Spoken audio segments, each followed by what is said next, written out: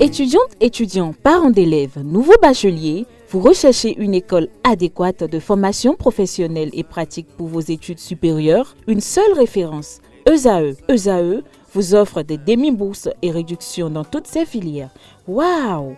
Payez 300 000 au lieu de 550 000 en licence 1, 2 et 3 en journalisme, réalisation, sciences de gestion, administration des affaires, sciences économiques et sciences juridiques. En master 1 et 2, 670 000 en journalisme et 550 000 en sciences de gestion et administration des affaires au lieu de 1 070 000. Écoutez, pour les 100 premières inscriptions en administration générale et administration des finances, payez 450 000 au lieu de 550 000 pour la licence 1, 2 et 3. En master 1 et 2, payez 870 000 au lieu de 1 070 000. Alors, rendez-vous vite à ESAE pour la rentrée académique 2021-2022. Les deuxième et troisième années démarrent le 20 septembre 2021 et la première année le 11 octobre 2021. Informations et renseignements, ESAE Cotonou, 3e rue à droite en quittant le carrefour Jador pour la BIBE Jéricho. Téléphone 96 80 55 11 ou 98 98 14 00 ou encore 90 93 65 21.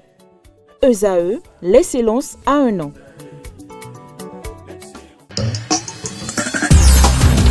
J'aurais dû t'enterrer depuis très longtemps. Les gars, regardez.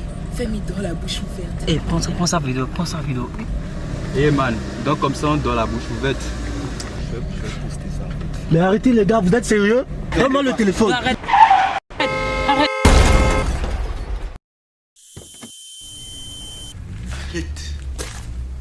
Arrête, c'est faux. Cette fois-ci, je t'enterre.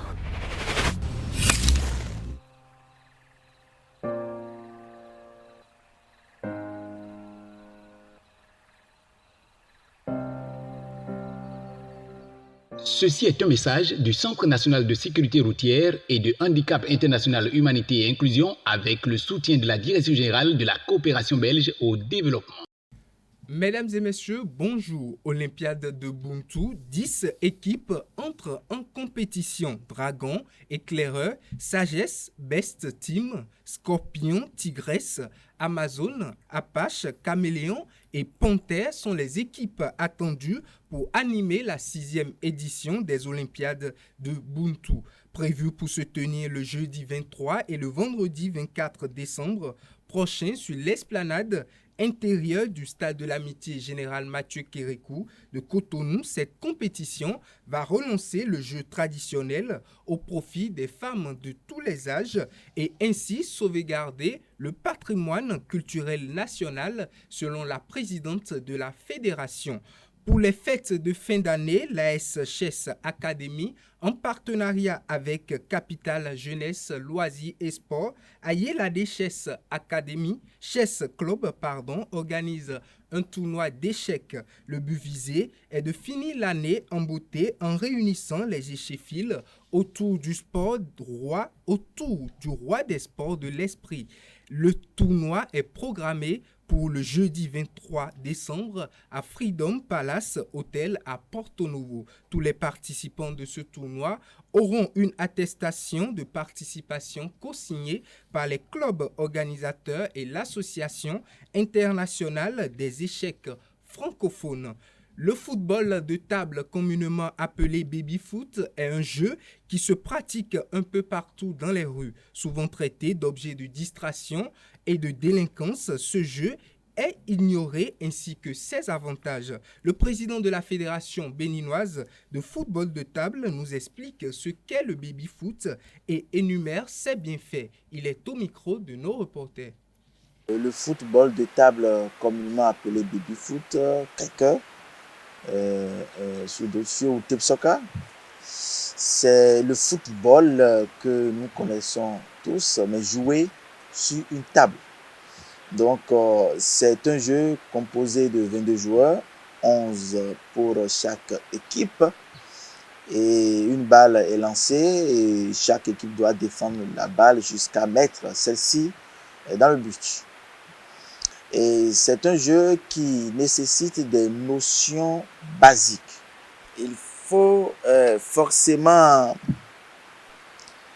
connaître des techniques et développer un savoir-faire afin de pouvoir marquer le but.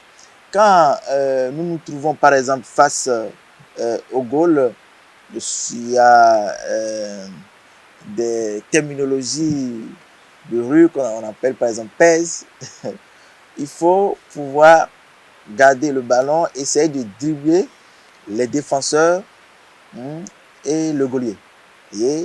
Et le trou est souvent ou la fente par laquelle la balle doit passer pour atteindre le but, et elle est souvent petite. Et il faut pouvoir calculer dans une certaine rapidité pour mettre la balle au fond. Par conséquent, c'est un jeu qui nécessite de réflexion.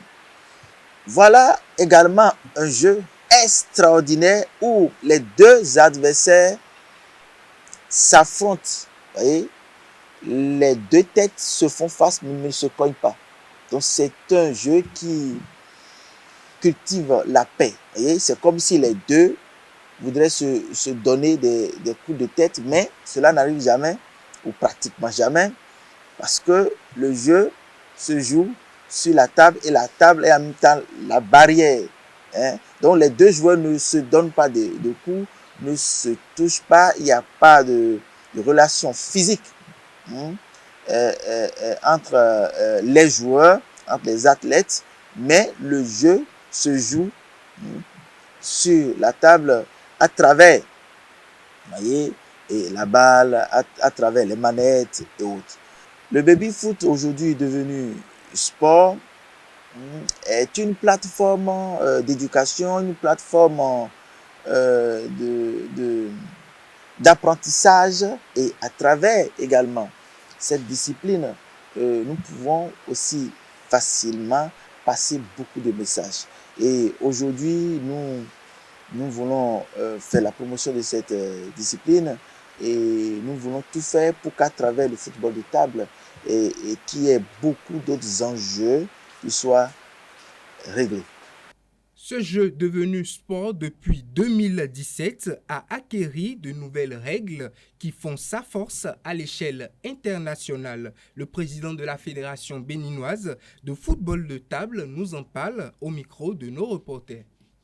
Devenu sport, le football de table s'étant déjà modernisé, s'est trouvé des forces pour s'installer beaucoup plus en termes d'institutions sportives bien réglementées. Et aujourd'hui, il y a des règles qui s'imposent à toute fédération, à tout athlète qui voudrait s'adonner à ce sport. Nous avons aujourd'hui 5 tables homologuées dans le monde. Nous avons le Bonzini, nous avons le Roberto Sport, nous avons le Leonardo, nous avons le Galando également.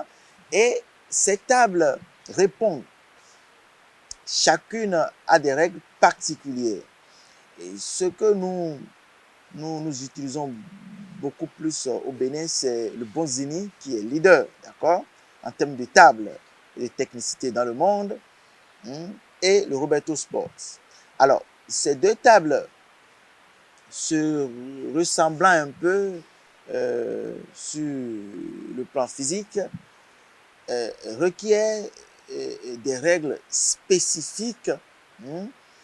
Par exemple, dans la rue, on jette la balle dans le baby ou sur la table et on jette la balle sur le terrain.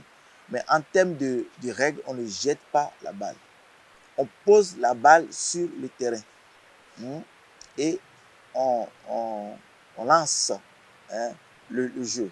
Dans la rue, il est très facile aux joueurs de mettre la main sur le terrain, de prendre la balle. Ça, c'est des comportements développées au cours du parcours du bébé dans notre pays. Mais dans les règles, mettre la main sur la table dans le jeu sans l'avis de l'arbitre, c'est sanctionné.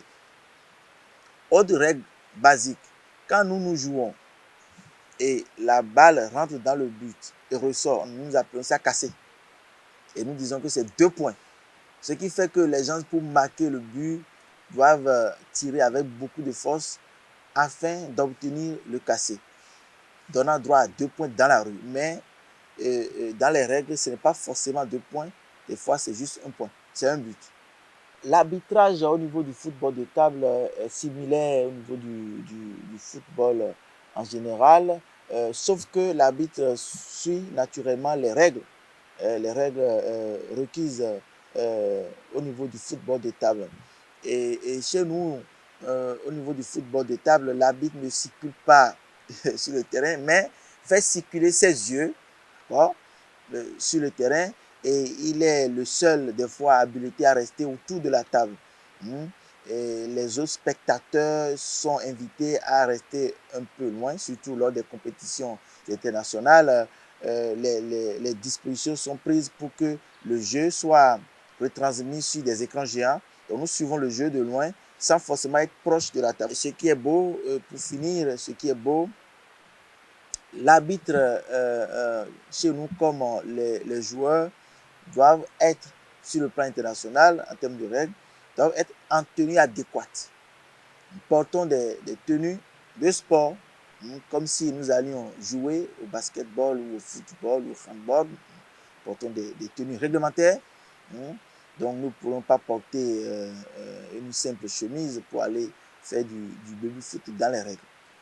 La Ligue Pro de football aborde sa phase retour à partir de ce jour. Dans la zone C, Coton FC reçoit les Requins de l'Atlantique au stade municipal de Ouida. L'AS Cotonou affronte l'AS Police à René-Pleven. UPI-ONM reçoit l'ASPAC au campus d'Abomey-Calavi, leader du groupe avec 19 points.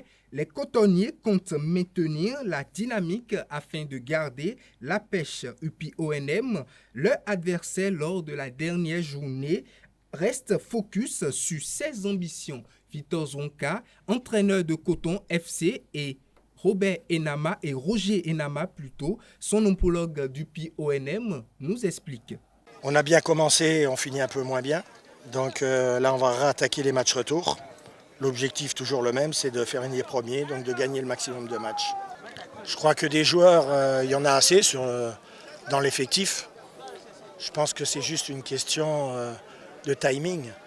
Parce que bon, on a quand même eu quelques belles situations. Aujourd'hui, on ne gagne pas. Mais j'ai vu mon équipe sur le plan offensif faire des combinaisons de jeu que je n'avais pas vues depuis un certain temps. Donc je pense qu'on est sur la bonne voie parce que bon, il y a eu vraiment des occasions et qu'il ne nous a pas fallu grand-chose pour marquer ce but. Je voudrais encore vous rappeler que c'est une équipe que nous avons montée très rapidement en 2 journées. On n'a pas eu le temps véritablement de faire une préparation, de faire un gros recrutement. On fait pratiquement avec ceux qui sont restés entre mains. Voilà pourquoi je félicite ces enfants, parce qu'ils n'ont pas eu des avant-saisons, des matchs amicaux, non. On les a appelés en 2 journées et puis ils sont venus en championnat. Donc je pense que c'est un problème d'attaquant, de buteur, pas attaquant. Attaquant, il y en a partout, mais on a vraiment besoin d'un bon buteur pour pouvoir concrétiser les occasions pareilles.